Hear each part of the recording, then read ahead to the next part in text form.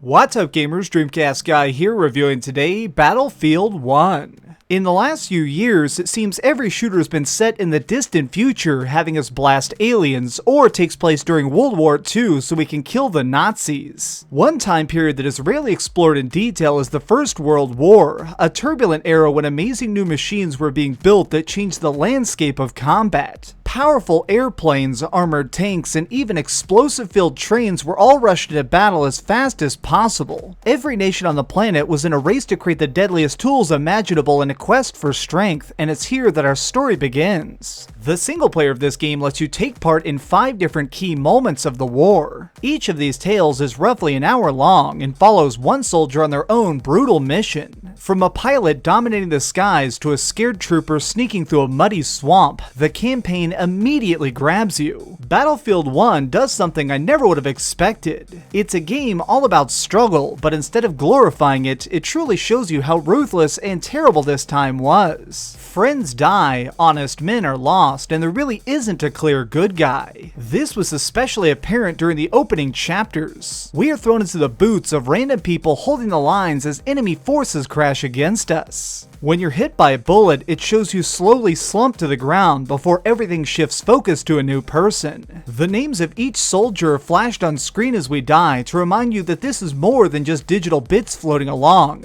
This fight really happened. I found myself caring deeply for the characters I played as because they felt so desperate to survive by any means necessary. This campaign does an incredible job of showing you the harshness of the world while at the same time teaching you everything you need to know about this latest entry in the Battlefield series. The most notable difference in gameplay is that overall things are much smaller scale now. No longer will you see helicopters flying over the land or people carrying around rocket launchers. In 1918, those things didn't exist yet. So instead, you'll be dealing with smaller but still useful weaponry. Sniper rifles, machine guns, and even a couple sticks of dynamite are all easy to come across, though you may need some serious practice to get good with them. This is a title that can take a lot of skill to master. In fact, don't be surprised if you're pretty awful when you originally pick it up. When you've completed the single player and want to put all your hours of training to the test, it's time to dive into what this franchise is really famous for. It's massive multiplayer. Let's start by talking about the giant new mode they've introduced in Battlefield 1 called Operations. In this, teams take turns trying to attack or defend specific locations on a map. By securing control points, you unlock better spawn areas, vehicles, and sometimes even special events like a mobile artillery strike. While other modes are all about quick matches,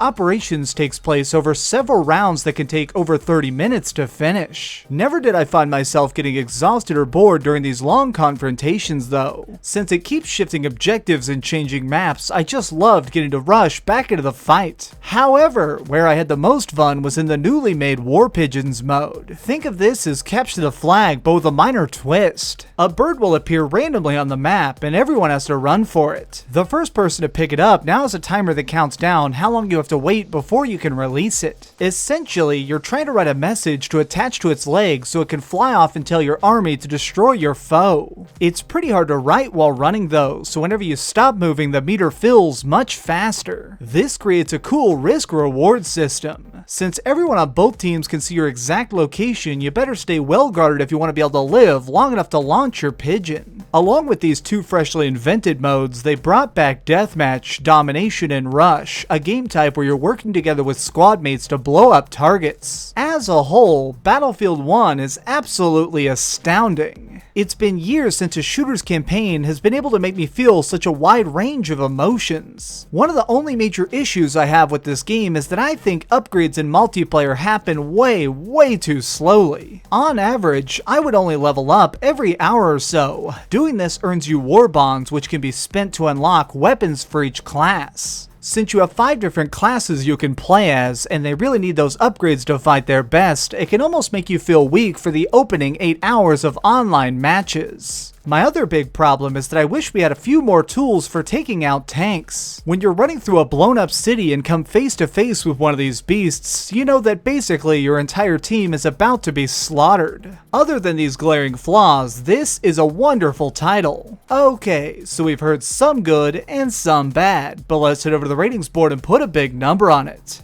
I am giving Battlefield 1 a 9.5 out of 10.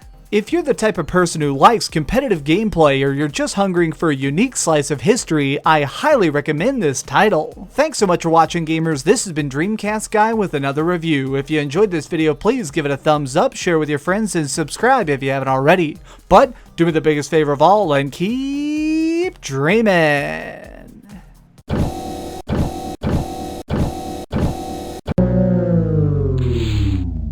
Thanks so much for watching. If you liked this video, maybe check out my last video. Please subscribe, and if you want, share this somewhere with your friends.